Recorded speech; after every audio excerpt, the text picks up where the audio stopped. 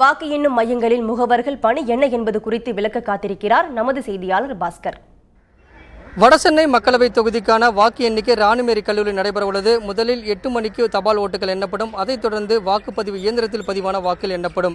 தற்போது முகவர்கள், அதாவது வேட்பாளருடைய முகவர்கள் உள்ளே அனுமதி வழங்கப்பட்டிருக்கிறது. ஒவ்வொரு வேட்பாளருடைய முகவர்கள் உள்ளே வர தொடங்கி கொடுக்கின்றன. அதிமுகவினுடைய முகவர், குளத்தூர் பகுதிக்கான முகவர் நம்மிடம் இருக்கார். அவரிடம் சில கேள்விகள் முன்வைப்போம். சார், உங்கள் தொகுதியில் நீங்கள் இந்த வாக்குப்பதிவு மையத்தில், வாக்கு எண்ணிக்கை மையத்தில் என்னென்ன பணியில் நீங்கள் ஈடுபட போகிறீங்க முகவரின் அடிப்படையில்?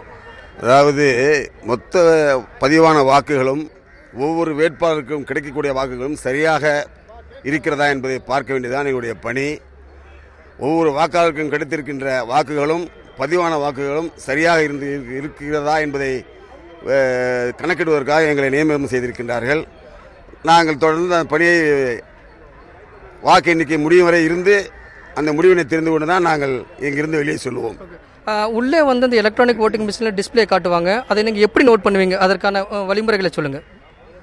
நாங்கள் கையிலே கையேடு கொண்டு வந்திருக்கின்றோம்.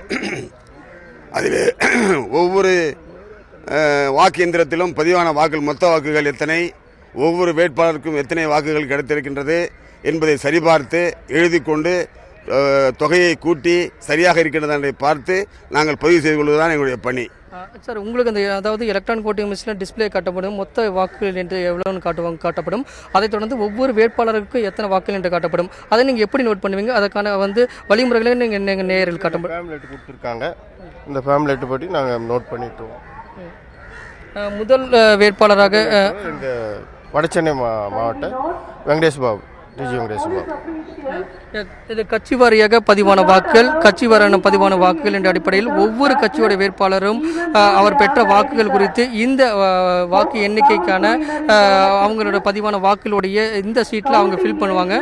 ஒவ்வொரு சுற்றோட முடிவுகளும் அவர்கள் இந்த இடத்துல எழுதி தங்களுடைய பணியை மேற்கொள்வார்கள். வாக்கு எண்ணிக்கை முடிவிட்டு வெற்றி வேட்பாளர் தேர்ந்தெடுக்கப்பட்ட பிறகுதான் முகவர்கள் இல்லம் திரும்புவார்கள் என்று முகவர்கள் தெரிவித்திருக்கின்றனர். தந்தி செய்திகளுக்காக ஒளிப்பதிவாளர் சகாயராஜுடன் பாஸ்கரன்.